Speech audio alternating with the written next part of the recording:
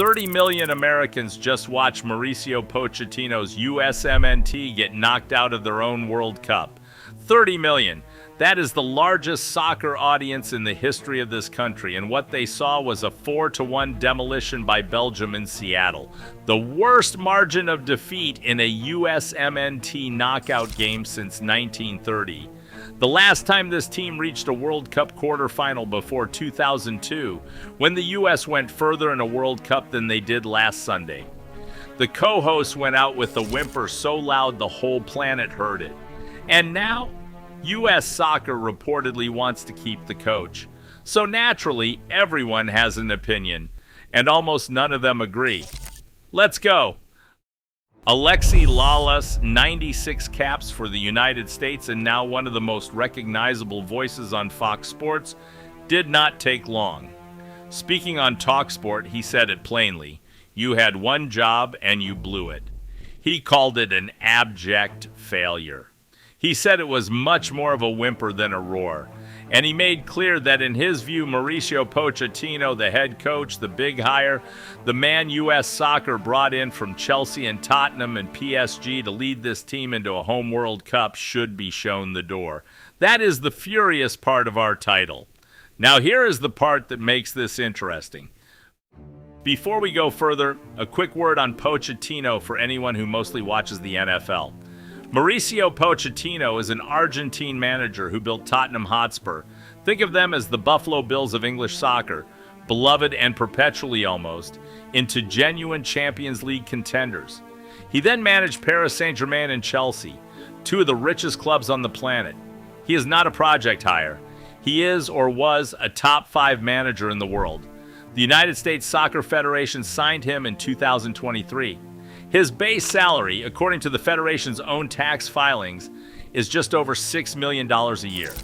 That makes him the 3rd highest paid men's international coach on earth, behind only England's Thomas Tuchel and Brazil's Carlo Ancelotti. Now sit with that for a second. The United States Soccer Federation hosting the most commercially valuable World Cup in history on home soil in front of the largest soccer audiences this country has ever produced could not actually afford the coach they needed. United States Soccer Federation President Cindy Parlow Cone confirmed it openly, without private philanthropic contributions from outside donors. The Pochettino hire would not have happened. The total cost, including the buyout of Greg Berhalter, the previous USMNT coach who was let go after Copa America 2024, has been estimated at around $20 million. A significant chunk of that came from hedge fund managers writing personal checks. Billionaire Ken Griffin of Citadel, one of the most powerful figures in American finance, provided the largest single philanthropic contribution to make the hire work. A European federation would find this genuinely baffling. In England or Spain or Germany, a federation funds its own coaching staff out of its own revenues without passing the hat to private donors. Here, the host nation of the 2026 World Cup needed a billionaire to step in and cover the bill. That is not a criticism. It is just a fact. And it is the kind of fact that makes European football observers do a slow, confused blink. For context on how far United States Soccer Federation has come financially, MLS, Major League Soccer, did not even exist in 1994 when the United States last hosted a World Cup. The domestic league is now 30 teams and a multi-billion-dollar enterprise, and still the federation needed outside money to fund its own head coach. Back to Seattle, July 6th, Lumen Field. Belgium's manager Rudy Garcia started Kevin De Bruyne and Jeremy Doku on the bench. De Bruyne is arguably the best midfielder in the world. Doku is one of the most exciting wingers in the Premier League. Garcia looked at the United States of America playing in front of their largest soccer crowd ever in a home World Cup knockout game and decided he did not need his 2 best players from the start. He was right. Charles de Ketelaere scored twice. The United States managed just 7 shots and 0 big chances by the stats.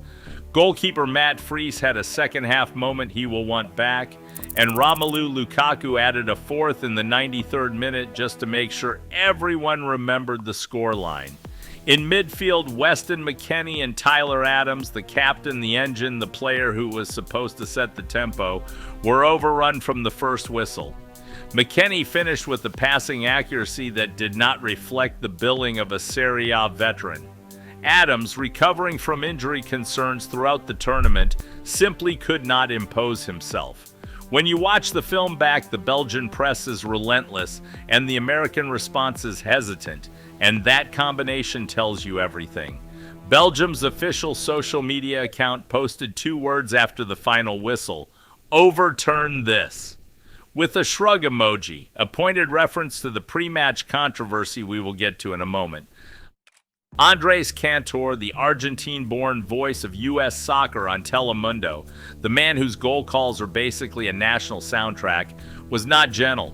He posted, "Disgraceful way to go out." The team was numb from the first whistle. He added, "The world was full of praise for this team, and today the world celebrates its elimination.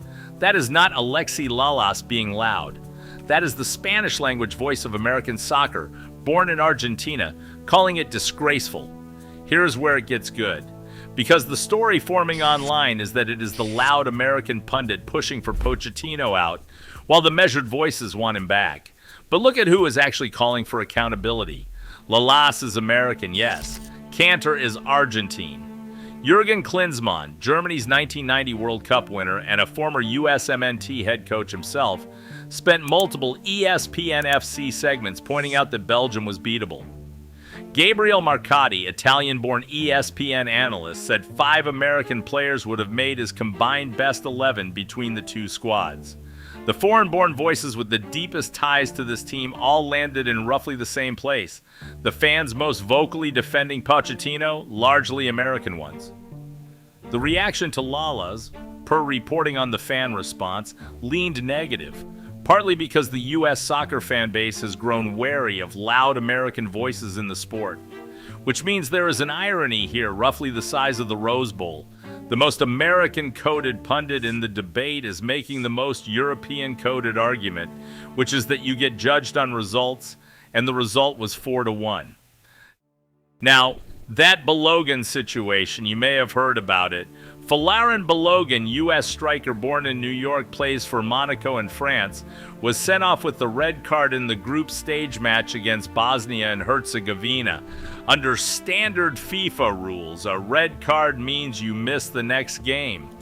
That would have been Belgium. Instead, for the first time in more than 60 years of World Cup matches, FIFA suspended the automatic ban, put it on probation for 1 year, and allowed Balogun to play.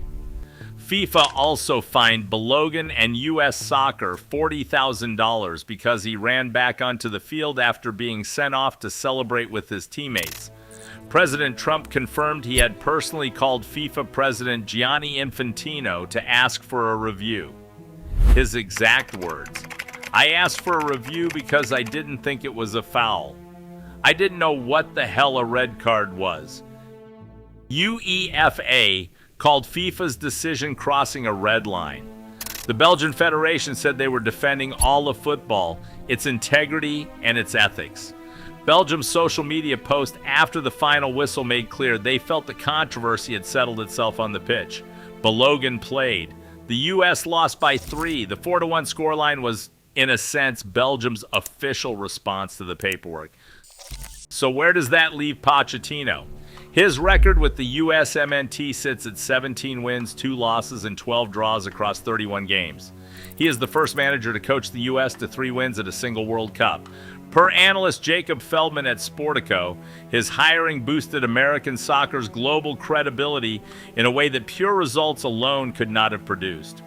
The Federation offered him a 4-year extension before the tournament even started, a deal running through 2030, the next World Cup, which lands in Spain, Portugal, and Morocco, with no home field advantage for us. Pochettino, at his post-match press conference in Seattle, was asked directly about his future. He said, "Now is not a moment to talk about that. I think now is a moment to sit, to assess the tournament." He added that he believed the team had set the principles for the future to be very successful. Whether U.S. soccer still feels that way is the open question. Sporting director Matt Crocker left the Federation in April mid-tournament to take a similar role with Saudi Arabia. The Federation's statement after the loss thanked Pochettino warmly and noted, shared clarity about the amount of work at all levels still required to achieve our ambition. That is Federation speak for, the conversation is not over, and nobody is slamming doors yet. Here is the reframe. Lalas says you had one job. And technically he is not wrong. The job was to win a home World Cup. And the US went out in the round of 16, the same stage they have exited in 4 of their last 5 tournaments. But 30 million people watched it happen. U.S. soccer generated revenues of $268 million in fiscal year 2025, nearly quadruple the mark from 15 years ago. The sport is bigger in America than it has ever been. It just happened to peak on the same night as a 4-1 loss. The next World Cup qualifying campaign begins in fall 2027. Before that, there is a home Copa America in 2028 and the Los Angeles Olympics the same year. Whoever coaches this team will have a runway, just without the home crowd advantage that made 2026 the generational opportunity it was. 30 million people watched. They will watch again. The question is what they are watching when they do.